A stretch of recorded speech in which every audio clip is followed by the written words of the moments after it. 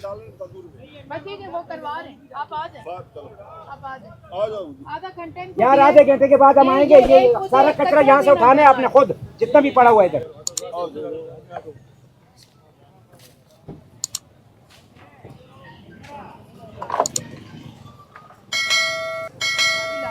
ये भाई गाड़ियाँ अभी तक खड़ी है, ये सुन लें, थोड़ी देर बाद अब क्रेन में उठाकर ये उठा रहे हैं। जिन जिनकी गाड़ियाँ यहाँ से ले जाएं, डिस्मेंटल गाड़ियाँ यहाँ से हटाएं, डिस्मेंटल गाड़ियाँ यहाँ से फौरन जिन जिन बंदों की हटा लें इनको। अब ये देखें, कम से कम 10 से 15 यहाँ पर वर्कशॉप्स बनी हुई थी और इन वर्कशॉप्स को ख़त्म किया जा रहा है। अब ये गाड़ी कई सालों से यहाँ पे खड़ी हुई है और इसके अंदर आप देखें कि गंदगी और कचरा कितना है। और यहाँ पर आप देख रहे होंगे कि आवारा कुत्ते यहाँ पर सोते हैं।